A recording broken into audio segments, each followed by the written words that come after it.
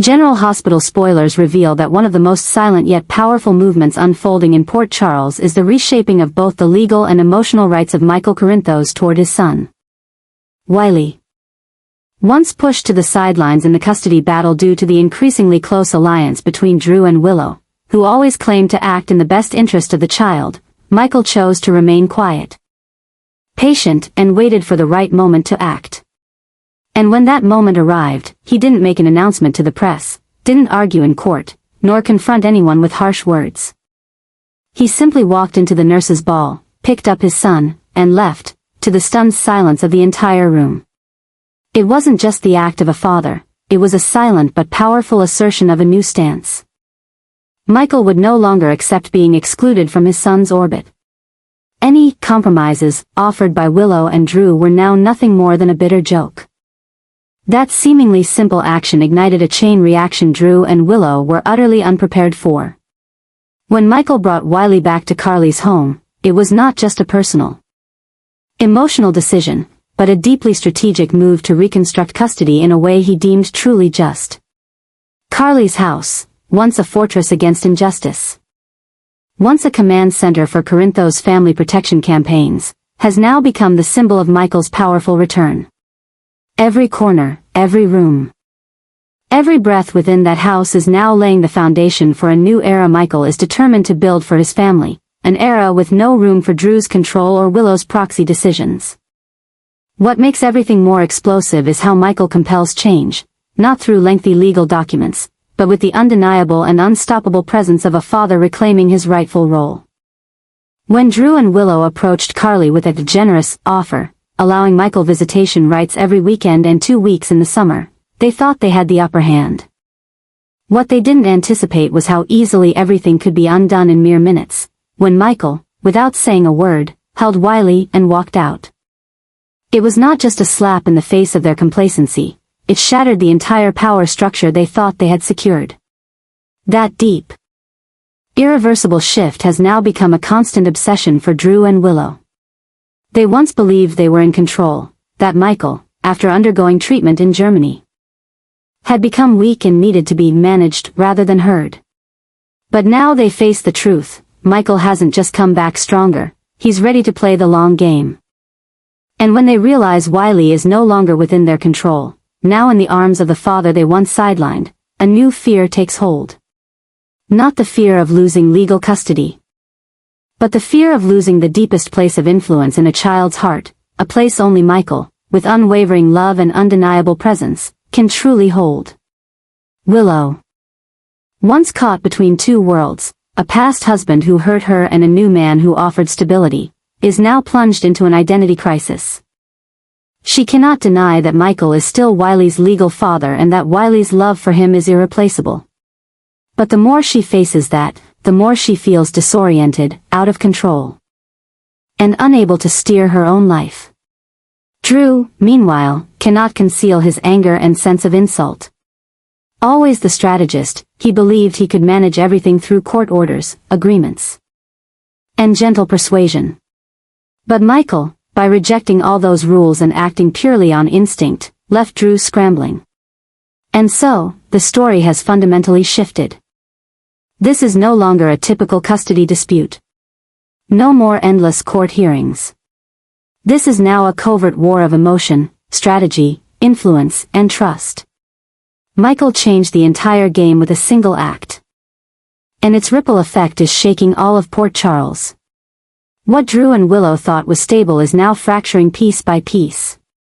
And they are forced to watch as Michael, the man they once excluded, reclaims his role with strength and conviction. The Michael they see now is not the quiet, easily manipulated version of the past. He is a new father, one who doesn't need court protection or verbal justification, just his son and a safe home, Carly's house, to begin anew. And that's what's truly fueling Drew and Willow's growing fear, the realization that they no longer control anything, not even the child they believed was theirs. Drew has never been one to be swayed easily by emotion, especially in legal and power-related matters. But Michael's sudden appearance at the nurse's ball and his act of taking Wiley away without legal consent pushed Drew to his limit, not just as an uncle, but as the legal guardian. As a result, Drew has now initiated a calculated step, filing a lawsuit against Michael for the unlawful abduction of a child currently under his legal guardianship. This legal action is not merely personal retaliation, it's the opening salvo in an official courtroom battle, where what was once private conflict will now be exposed to the entire legal system of Port Charles. Legally, Drew remains the official guardian of both Wiley and Amelia, an important detail Michael either overlooked or deliberately ignored when he took Wiley from a public event without consent or any legal documentation. That misstep is now triggering a dramatic shift in the story, as Drew moves from a passive role into an assertive one, leveraging all legal authority to regain control. This turn of events is not just escalating tensions, it's also instilling a new kind of fear in Michael, the fear of losing everything if Drew corners him legally.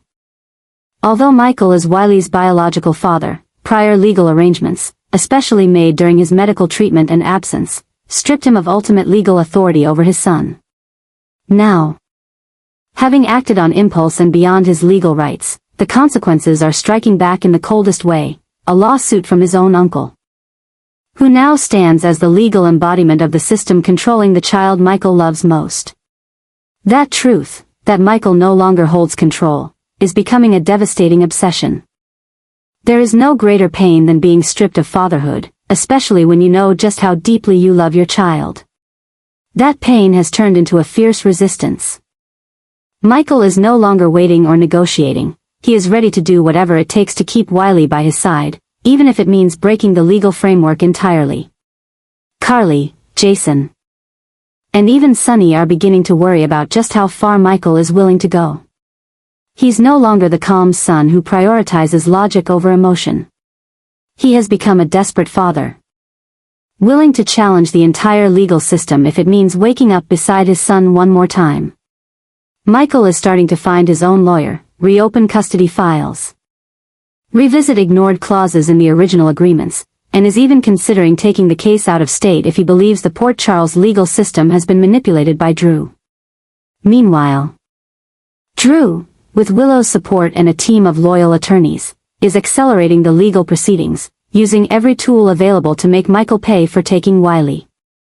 The tension between the two men, once family, once allies, has now erupted into a relentless war with no room for retreat. Michael knows he lacks time, paperwork, and strong legal standing, but he has love, determination, and the backing of a mother like Carly, who will do anything to keep her grandson in the arms of his true family. This is no longer a family argument. It has become a public war where legality, morality, and emotion are all being torn apart and laid bare. Drew believes he's doing the right thing to protect the children from instability. Michael believes he's doing the right thing to protect the sacred bond between father and son. And caught between these clashing ideals are two innocent souls, Wiley and Amelia, dragged into a power struggle they can't begin to understand. From here, a new wave of pressure begins to rise, where the legal system isn't just a protector of rights, but a weapon that can crush love. Michael may be wrong in form, but is he wrong in love? Drew may be legally right, but is he morally right? That question won't be easy to answer. And this battle for control won't end with a single lawsuit, it will be a long, painful war of truths no one wants to face. And in that journey, there will be no absolute winner, only lingering wounds. Especially in the hearts of two children caught between two worlds. Carly had never been one to stand on the sidelines when her son or her grandchildren were threatened. With Michael facing a lawsuit from Drew for taking Wiley away from the nurse's ball, Carly understood this was no longer a simple personal dispute, it was a legal war that could permanently alter the futures of two children, Wiley and Amelia. That's why Carly decided to push for an emergency hearing, not only to protect Michael from the punitive machinery of the legal system, but also to assert a growing belief that the rights in question should belong to Michael and his family, not to someone like Drew Kane. Carly knew that in the eyes of the law, Drew was still the legal guardian of Wiley and Amelia. But to her, that didn't mean he deserved the role.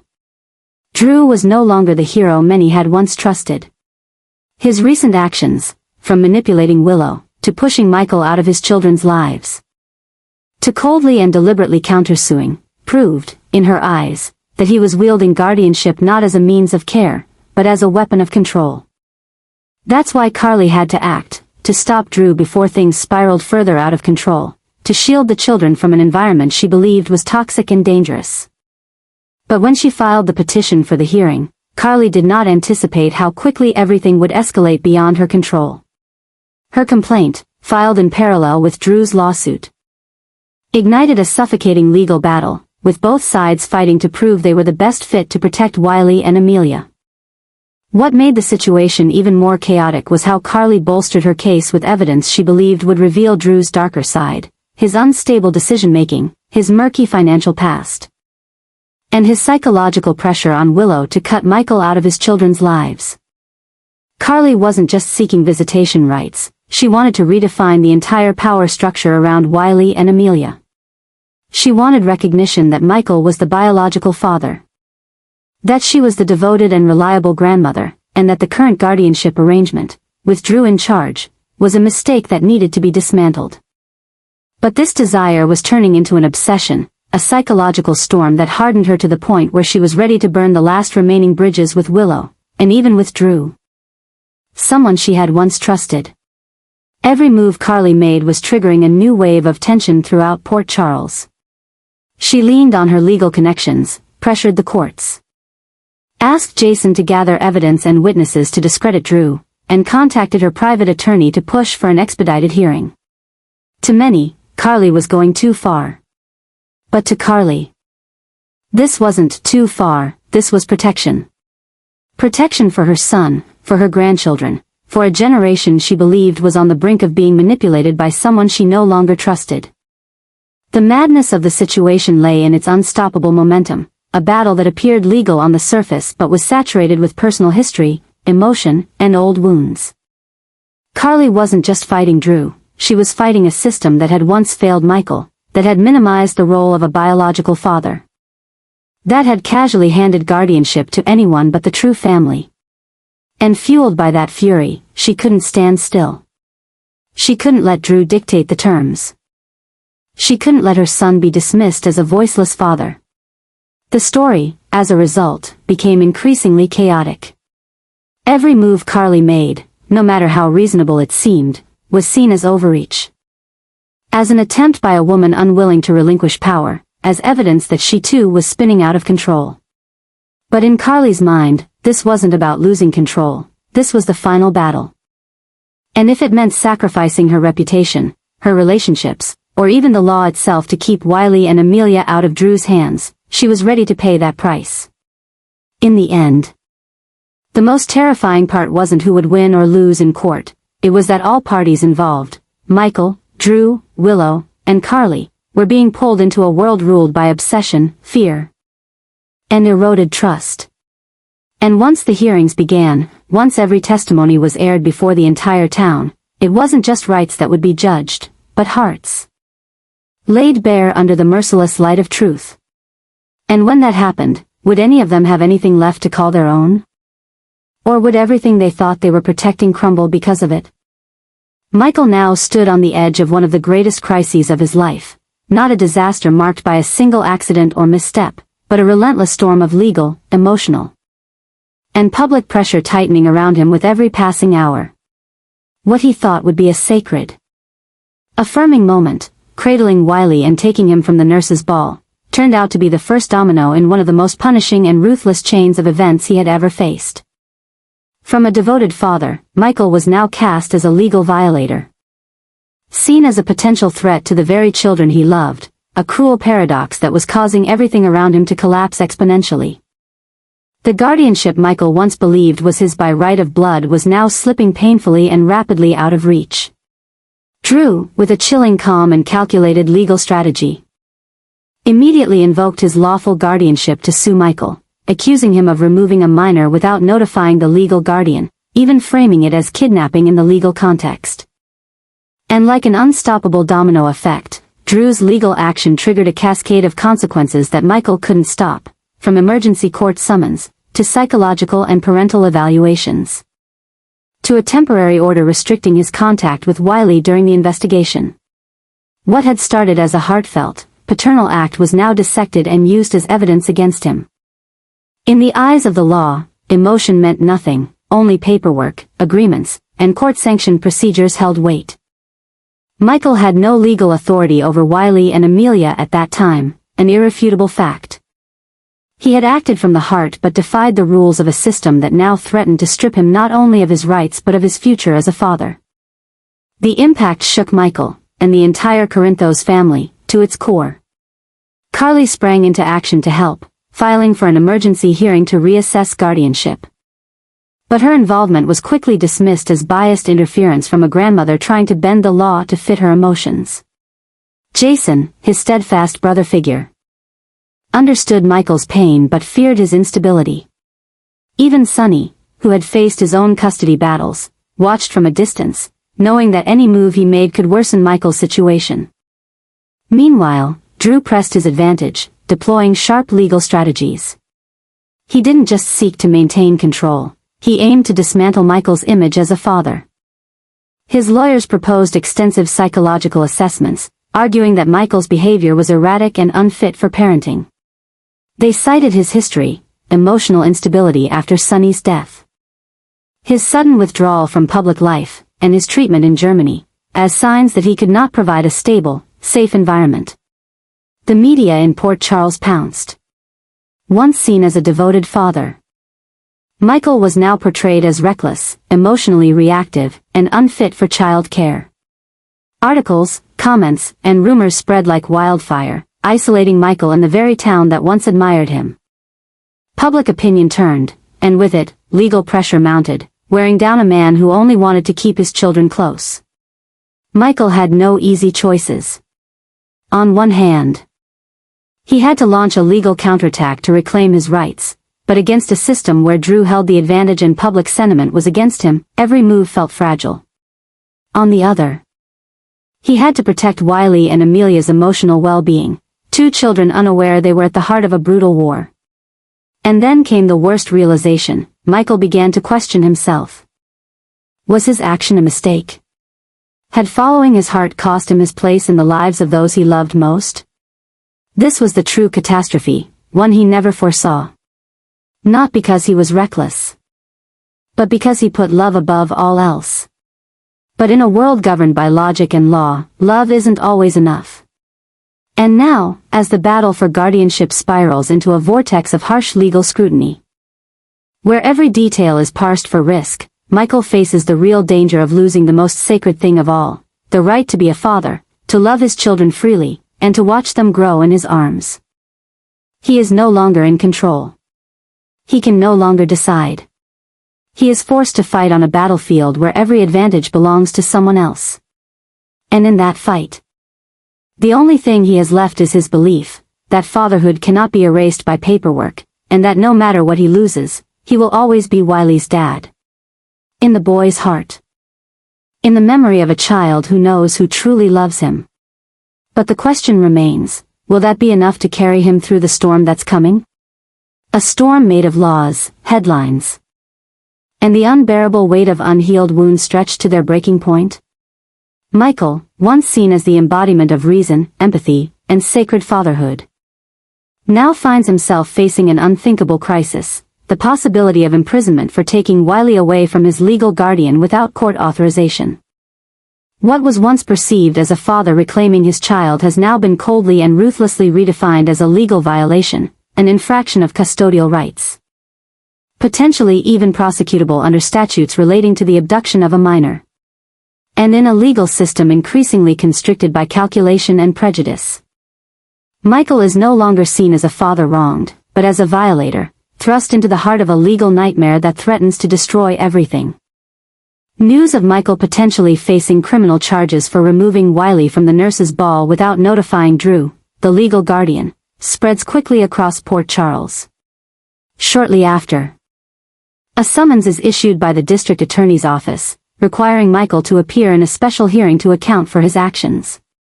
From a father fighting for his child, Michael is now being grouped with those who commit serious offenses against children's rights. This has triggered one of the most terrifying shifts he's ever faced. What Michael believed to be a gesture of love and a bold reclaiming of his role as a father is now being dissected and framed in the most negative light.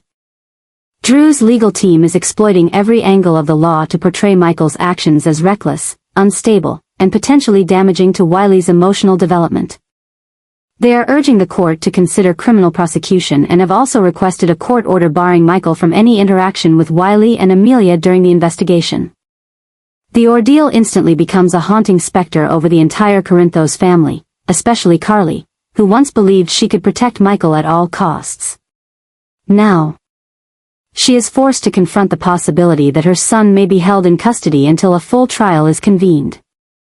Even Jason must admit that the situation has moved beyond the reach of old connections and personal influence. The legal system has officially labeled Michael a violator. And no one can stop the machinery once it's in motion. Public opinion in Port Charles becomes deeply divided. Some believe Michael is a victim of a heartless system that disregards the emotional bonds between father and child. Others argue that he is a cautionary tale about the dangers of allowing emotion to overrule the law. The media begins to use harsh headlines like, "Michael Corinthos arrested," "Jail time looms for reckless father," and "Kidnapping his own child, the law shows no mercy." Meanwhile, Wiley and Amelia, two innocent children, remain unable to understand why their father no longer appears beside them. Why the hugs, kisses, and promises have suddenly vanished, replaced by distance, silence, and tears. This is no longer just a personal crisis. It is the eruption of a chain of consequences built up from suppressed mistakes, unhealed wounds, and desperate attempts to reclaim what Michael believed was a natural right, to be a father. But now, that very belief has pushed him to the edge of losing his freedom, his children, his dignity, and the trust of his community. Even those who once stood firmly by Michael are beginning to waver, questioning whether he is still mentally and emotionally grounded enough to face reality, or whether he has become so consumed by confusion and rage that he is now destroying himself. Thus, a new kind of reckoning has begun, not just a re-evaluation of custody, but of how society, the law, and even his own family see Michael. He is no longer the ideal image of a selfless father, but a tragic example of what happens when love crosses the boundaries of the law. No one is questioning whether Michael loves Wiley, everyone knows he does. The real question now is, can that love justify an unlawful act? And more painfully, can that love survive behind prison bars? Michael now finds himself trapped between two fragile boundaries. One is his paternal instinct, and the other is the cold, unemotional structure of the legal system. And as the handcuffs are silently laid on the courtroom table, as the hearing is officially scheduled, as each defense is dismantled by strict legal standards, Michael begins to understand that he is no longer the one directing his own story. He is now being led, judged, and defined, not by people who know him, but by strangers deciding whether a father has the right to love his child so much that he would defy the law. This is Michael's catastrophe, not merely the threat of prison, but the collapse of a belief that once defined him, that love, if strong enough, could overcome any rule. But this time, it may cost him everything. And the question is no longer whether he was wrong. The question now is, who will still stand beside him when the lights go out, when the trial begins? And when Port Charles is forced to choose between law and love?